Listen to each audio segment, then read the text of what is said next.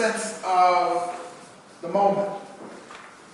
And I really wanted to write a piece that would have been included in your packets, but frankly, the work that we do in IBW, we just came off this enormous undertaking with the Reparations Summit and the day-to-day work of really administrating this organization with very limited resources, and we're not saying that in a negative way. We get done what we have to get done. But it means sometimes we can't, do all of this. So I wanted to write this, and maybe it's providential that I didn't, because maybe I needed to speak it. Yes.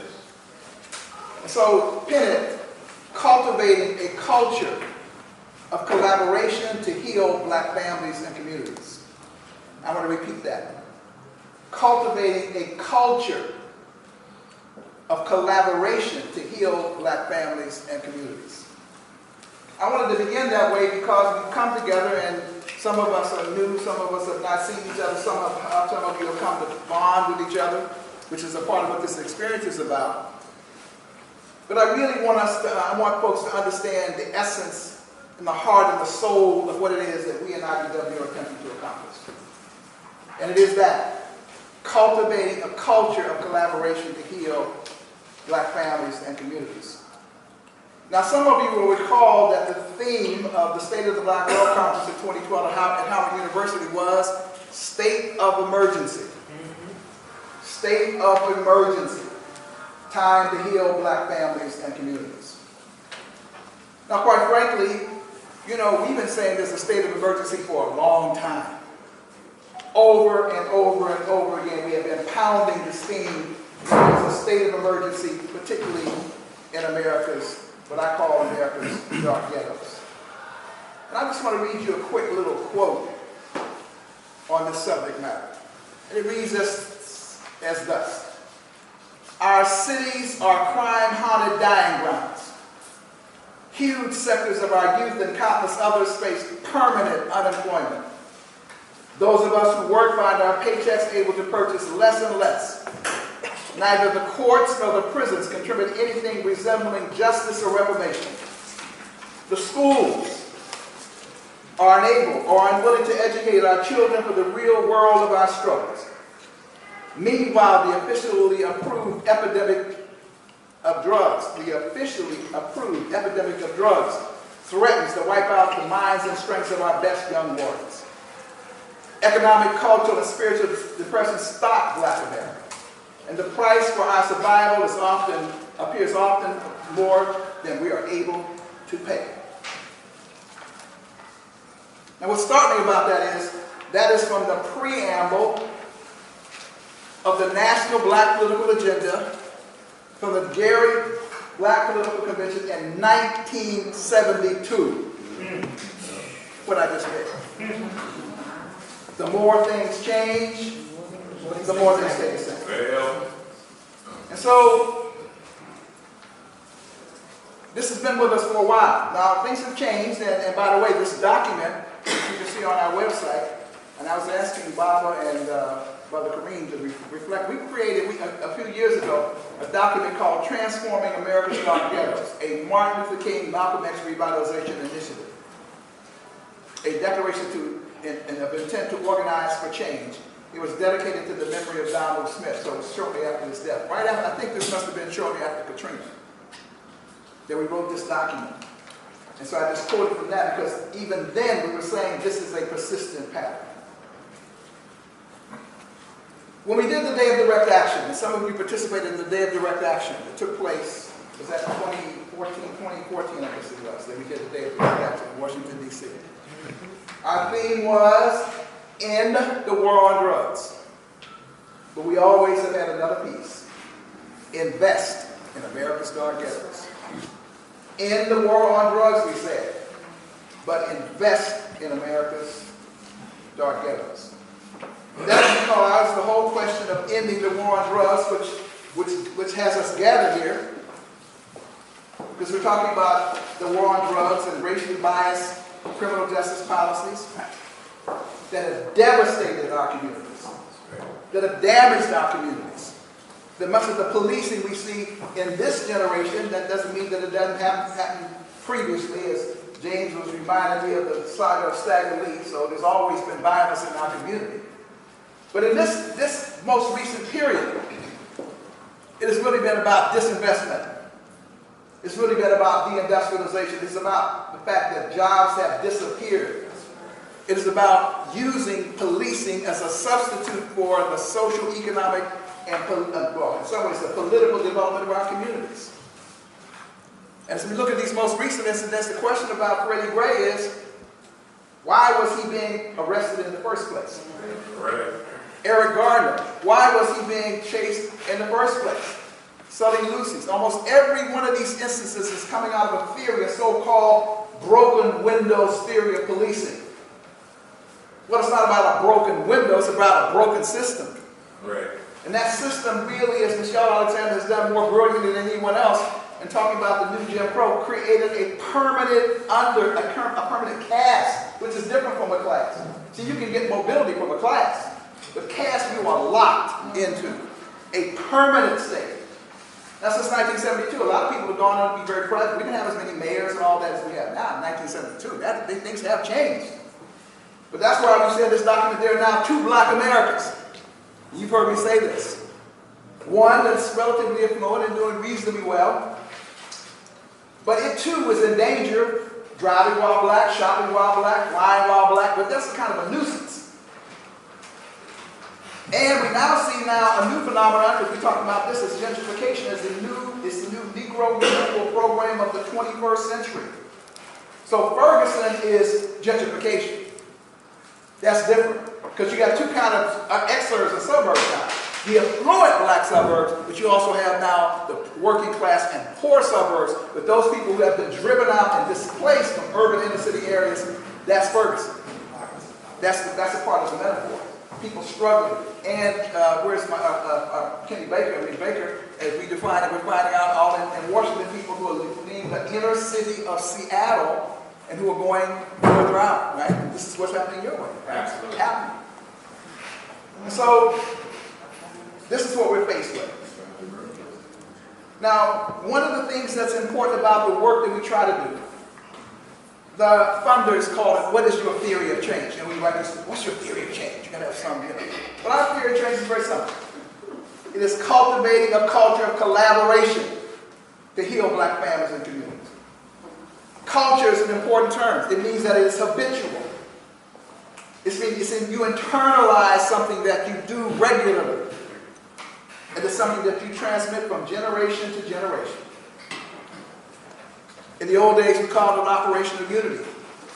The fact that we can pull organizations around the table. Not everybody has to agree on everything, but we can come together to agree on critical issues and operate on that, because if we do that, we create a critical mass in order to act to defend our communities and to protect our communities and to advance our interests as people. It also means that we can do specialization in division of labor. Not everybody has to do the same thing. Why do we have to have 50 organizations doing the same thing? Why can't some do this, some do that? We complement each other. I submit to you that one of the reasons why we are in a daze is because of our disorganization. Right. In Baltimore, there are plenty of organizations. In fact, Amber Reed sitting there, she just came, she said, Dennis, what we need to do is pull all these organizations together. Amber, you're absolutely right. Because we got organizations all over the place in Baltimore. But there's no operational unity to speak of much of. And this is the way in many of our black communities. People doing exactly the same work are not in conversation with each other. In the same city. So what we have done is to try to begin to be a good faith facilitator. And fundamental to that concept is not some brilliant notion, is that we can learn from each other. That we have experiences. That we have power. That we have knowledge.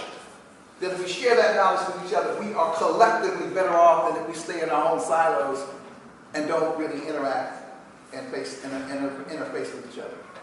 But it's also about bonding. That's a part of what we'll do this weekend. Some people will come to know each other, and conversations will begin to take place. That bonding is also important. Now, IBW is a good faith facilitator, at least we try to be. We try to convene people because the notion is that we can come together without you surrendering your institutional sovereignty. You don't have to become not the National Dental Association or not the National Medical Association or not the Association of Black Social Workers because you decided to come together and collaborate on a definition for harm. I mean, there was no harm done, right? Yes, so you don't surrender anything. But it's about collaborating and the strength that comes from that. So what we tried to do, we tried to build these justice collaboratives in Washington, D.C. And I stress this because this is not easy. It's not easy to have a culture of collaboration. Because we're not used to this. We're used to being individuals. We're used to doing our own thing. We're used to protecting our turf to the point that we get so turfy that we can't get anything done because we're nervous about our turf. So in D.C., in Pittsburgh, and in Philadelphia, we just ask people to come together, every 3 months for a few hours to share with each other. What's the work that you're doing? How are you addressing the war on drugs? But we do more than that. Because when we start having this conversation, all kinds of stuff comes out about the tremendous pain that is in our communities. Tremendous pain is in our community. We've been here, we're just talking about it here at this table here. We're just sharing it. The brother from Denver, our brother Art, he was just sharing, these issues that we talk about these things. Because we're family. So we're not going to pigeonhole it to just talking about the war on drugs. It's a total conversation about what's happening in our communities. And when we meet around the table every now and then, we find something that we can work on together, whether it's ban the bots, whether it's an effort to try to talk about empowering formerly incarcerated persons, whether it's about moving in a decisive way to end the disruption of an institution. We find things that we can come together around. So these justice collaboratives in these 3 cities, or having a town hall meeting, or talking about the whole question of how to address the issue of an agency in Philadelphia that's gotten away from its essential mission because people have decided to come together to do that. The Black Family Summit, which Barbara Leonard Dunstan has worked with so courageously and with such a visionary way, who he is and the way he is respected and the relationships he's built. I mean, the Black Family Summit is an awesome configuration, which I don't know yet whether it really realizes its own power.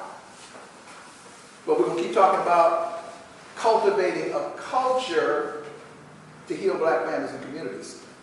What we do know is, because of this collaboration, that when Sandy struck in the northern part of the country, the All Healers Mental Health Alliance, social workers, psychiatrists, healing organizations came together, and they were able to provide on a consistent basis services to distressed communities that would not have been provided had it not been for that collaboration. They didn't do it separately, and they still exist. They still got their individual chapters, right? They share in the collective victory. But not only that, because of the work of the Black Family Summit, we have signed an agreement with FEMA, a milestone agreement. And now, Pat Newton, you were at that table. We wasn't half stepping, was we? No, we weren't. We was taking them on, and because of our community. Brother Joseph Muhammad is, of course, the president of the firefighters. He's an expert in this area. We're going to meet with FEMA. We've got a memorandum of understanding. Some of you were there for that. That's no small achievement. They have done very few of these. But because there was a niche that the administrator saw, he said, this niche can be filled. We're going to the table to learn because we're humble enough to know that what we don't know, we should know. But we're also coming to educate them about how they ought to address us, how they ought to move in our community, because it's our community. And we're not to be victimized by your ineptitude. And in fact, we're going back to New Orleans in August, working now with the community there to talk about, rolling out, talking about FEMA. 10 years later, where are we now? And, it's going to be a frank conversation. We're not going in to defend FEMA, but we all sit there to say, look, this is what we've done. This is how we move.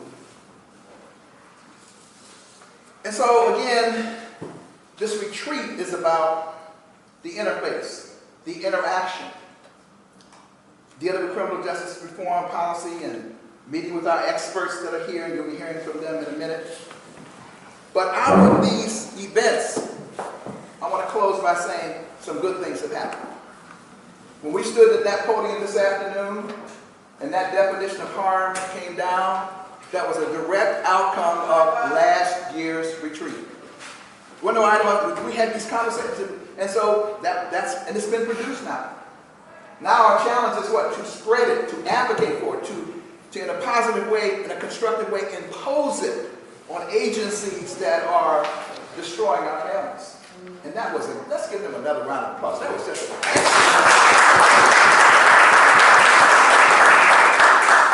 Sister Andrea James is not here. She's on her way. And we're delighted to say that we have with us now 2 Soros Justice Fellows. Whoa! Dude. All right. Dorothy Johnson Snyder.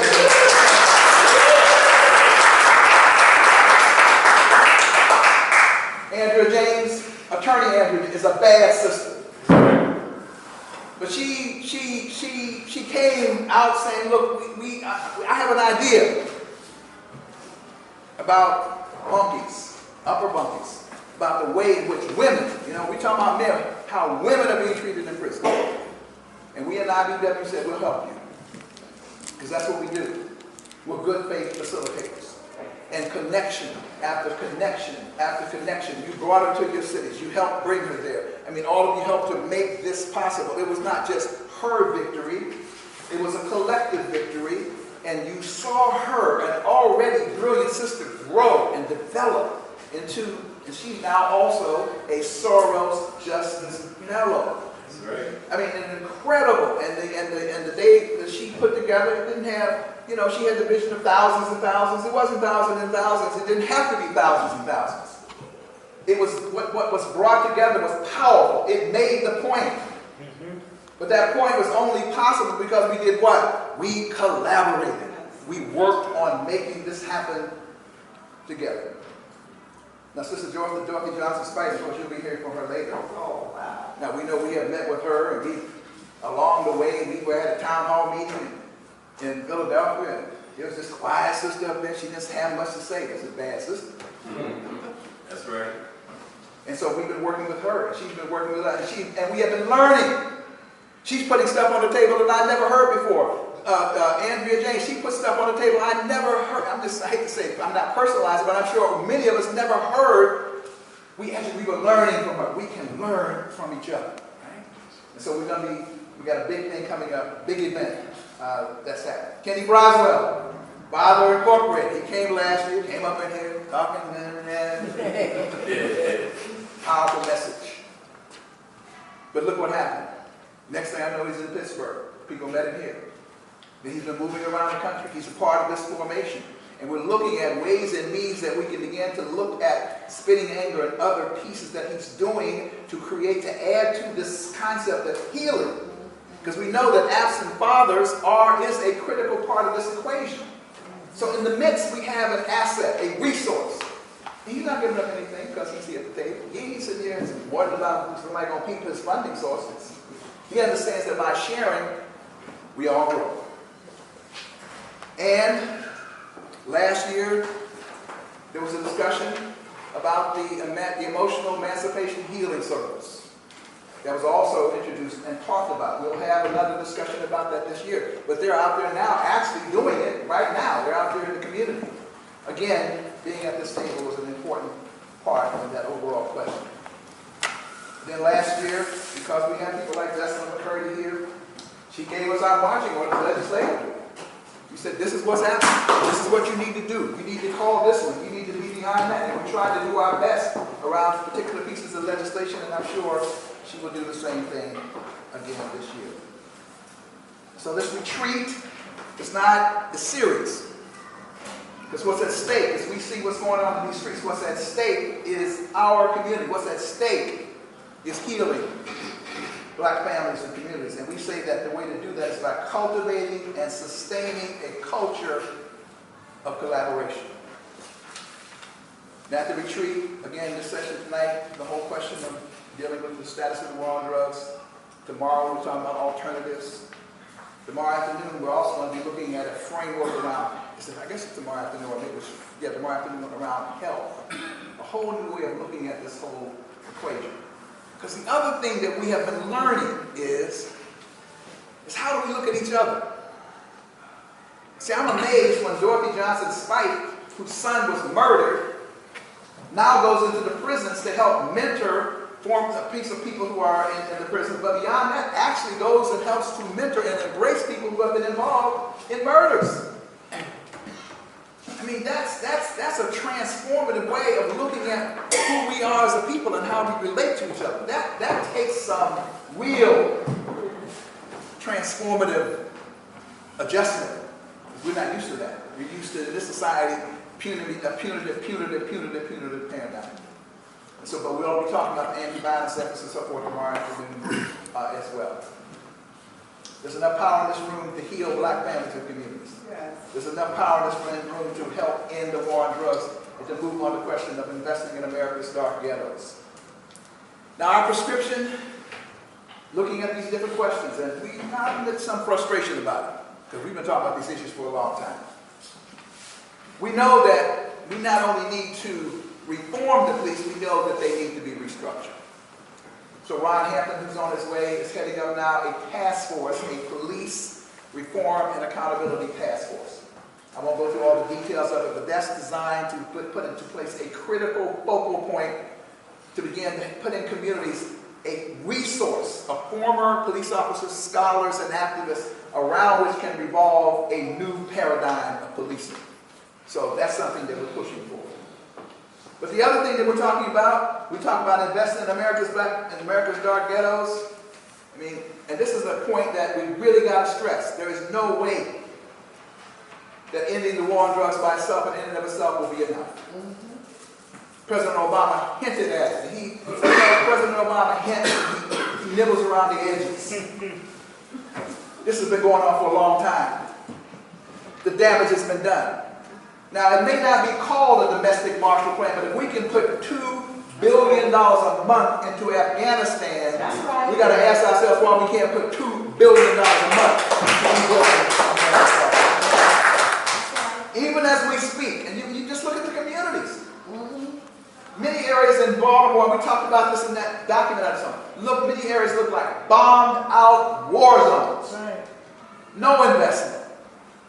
People living in miserable conditions. Kids who are going to school and that's their only meal in the United States of America. And then we talk about them getting angry. We talk about them being violent. You know, we talk about, quote, looting. The communities have been looted. They've been treated to economic violence. Right. So we need to stretch our attention and put our minds around that concept.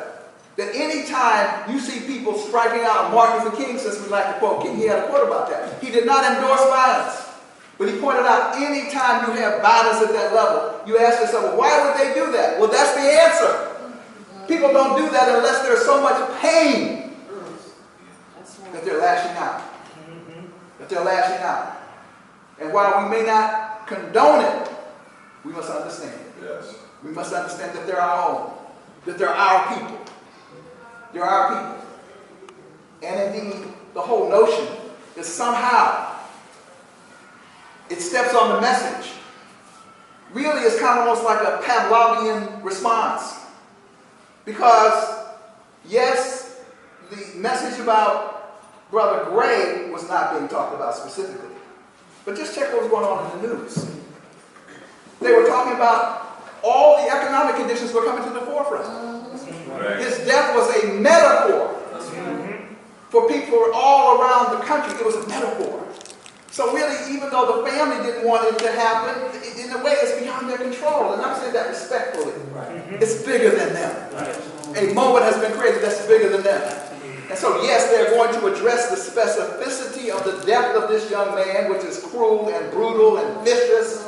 But it also comes out of a context of America's dark ghettos. Him being chased down in a situation where he didn't have a job, was hustling. You know, that could have been Malcolm. It's a petty, so-called petty hoopla, so to speak. Because but for, you know, but give the education, give the community, here is a brilliant genius. Another Malcolm may have been in that way. So we have to really, really look at these things in terms of how we frame them. Because these young people are angry. They're in pain. And indeed, we don't want to put a scab on top of all this soap. We don't want to put a cork on top of this combustible thing that's about to explode because the cork has been in too long. And so we say that we need a domestic Marshall Plan, something of that nature. We've got to, and we have to create enough pain. I don't mean necessarily by violence, but pain. See, Gandhi, when he was in India, Gandhi didn't necessarily, he was nonviolent, but he created pain because economic sanctions. He created so much commotion that the British come to heel because they couldn't deal with the fact that he was withdrawing billions and trillions of dollars from the economy. The curfew is interesting. Read the newspapers. The business community is hurting. They're going to remove the curfew. They don't, I can't say what I want to be about this. They want the curfew lifted because it's hurting their business. Get your attention. We got to figure out how to exact some pain. Because they must pay. They must pay for damaging our communities. Michelle Alexander is talking about that in terms of they must pay. And that may mean a domestic Marshall Plan, and yes, it may mean reparations as well. But we have got to organize to make them invest in our communities. That's right. Tell it. The last thing, and some people say, why would I ask me the Kerner Commission, revisit. After the rebellions and insurrections and uprisings of the 60s, they created, Governor Otto Kerner was designated to create something called a Kerner Commission. And that commission said in part that we live in a society, two Americas, one black, one white, separate and unequal. That's what that report said. In every instance in that report, every insurrection, every uprising was created by what? An incidence of police misconduct or police violence. Now, the reason I want to have another commission, and I want the president to call for it, because I want it to be at this level. Because we've got to ask ourselves, all these many years later, why do we have the same conditions now continue to be perpetuated in our communities? It needs to rise to a level of a moral and political crisis. Finally, next year, perhaps we'll have State of the Black World Conference 4. State of the Black World Conferences are not necessarily just for IBW. They are a coming together of the black nation, if you will. And it would be so great if this collaboration really flexed its muscle and really generated literally thousands of people to a gathering of black people where this issue of mass incarceration, reparations, and some of these key questions were at the heart of it. And particularly interfacing with these young brothers and sisters who are running all around here who will be a part of it. All right. As a way of moving to transform and heal black families and communities. So we're going to ask you about that. We're going to ask you to support that effort as we talk about, again, holistic ways of healing black families and communities. I'm going to close these remarks with something I wrote, the article I wrote entitled The Killing of Black Men. And I want to close with this because I closed with it in the book that Jill Nelson wrote way back when called Police Brutality. Okay. But I think it captures the essence of what it is I want to say.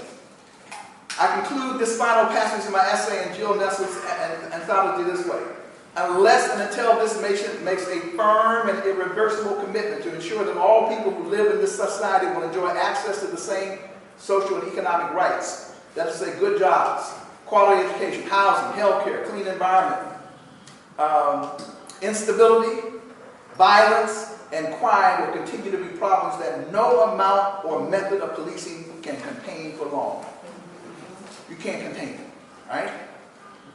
As community-based organizations, civil rights and human rights organizations, and public interest advocacy groups struggle against police brutality and misconduct, the fight to create a new paradigm of policing must necessarily be seen as a part of the broader struggle to create a more just and humane society. It ain't just about tinkering around the edges. Martin Luther King said, it may not be in my lifetime. That's sort of, but the vision is beyond our lifetime. What we're dealing with is the long trek of our people, that when you hear the Black National Anthem, Stony the Road, it's about that. But what's at the other side is not just that we want just like clean up the neighborhood a little bit. We want a fundamental transformation where we have a whole society where people can live as human beings. That's what we need. Therefore, the demand for police reform and accountability must necessarily be coupled with the demand for public policies that promote social, economic, and racial justice. Our goal must be nothing short of creating a just, humane, and peaceful society. If there's no justice, there will be no peace in these United States of America. That's right. It's been a long time coming, but change is going to come. Yes, sir. So we say in the old days, we used to say Kazi. You know, some of y'all recently used to say Kazi. Blackest of all. But Kazi means work. We should say Kazi is the blackest of them all. Kazi is the blackest of them all. So I just wanted to say that while we're here, keep thinking about the fact what we're trying to create here. What we're trying to perpetuate. Culture is the key. As you go back to Pittsburgh, as you go back to wherever you're from, and I'm starting this way and starting at the end, but creating a culture of collaboration to heal black families and communities. That's what we're about to do. That's what we're doing. We're creating this culture. And we're not going to give up on it. We're going to keep building it. We're going to keep developing it until, in fact, the work is done. So we say Kazi. Kazi is the blackest of them all. So let's go to work. All right.